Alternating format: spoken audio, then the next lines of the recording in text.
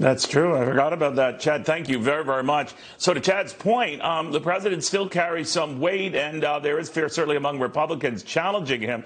That's evidenced itself not only in the election and the fact he got more than 70 million votes, though he did lose the popular vote back-to-back of the elections. Daniel Garza might have an idea why, though. That is because the president made significant inroads among a number of key demographic groups, including Latinos, and particularly in Texas.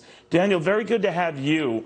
It is interesting. I do want to get into the particulars of Latinos in your state and what happened, but the president does seem to hold significant sway over Republicans. What do you make of that? Well, Neil, I think he won over a lot of folks in the sense that he governed very much a conservative, where you had promises made and promises kept. And people, of course, support a leader who is going to deliver on policy. And then, of course, there were the benefits of those policies. For Latinos, it was record unemployment, record wage growth and labor participation rates and home ownership. So, of course, you're going to grow a certain loyalty to the type of leader that delivers.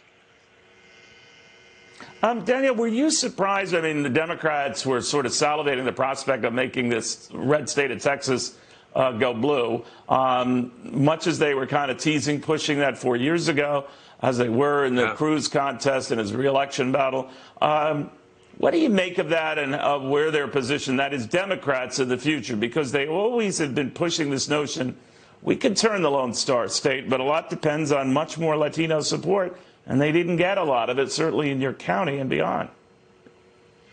Well, yes, I'm in Hidalgo County, and up and down the Rio Grande Valley, we saw incredible numbers, actually, that moved towards Donald Trump in the Rio Grande Valley, and then across the country, actually, in states like Arizona, Georgia, Nevada, Ohio, and Texas. You saw numbers of 40% and above in the exit polls. Neil, I wasn't surprised at all, because in the conversations that we've been having across the country, Latinos were listening to the talk of a Green New Deal that would be so costly, Medicare for all that would wipe out employer insurance or private insurance, packing the Supreme Court, which would ruin one of our institutions for political gain, war on energy production. That is anathema in Texas, of course. But you also saw the bullying, the canceling, the intolerance of those who want to impose a groupthink on the Latino community. And then, of course, you saw what was happening out in the streets, BLM and Antifa that were talking about the Marxist agenda, doing away with capitalism and the free market system and the nuclear family.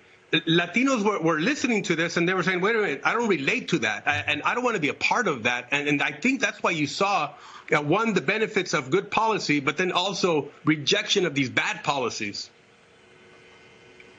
Yeah, that's definitely something what you're saying. Daniel Garza, thank you very, very much. Good catching up with you on it. This is really one of the more unwritten stories here, that despite his loss, the president did make inroads among key groups. Why a lot of them are telling him, you shouldn't give up on the White House. Forget about now. If it doesn't work now, maybe in another 4 years. Believe it or not. All right.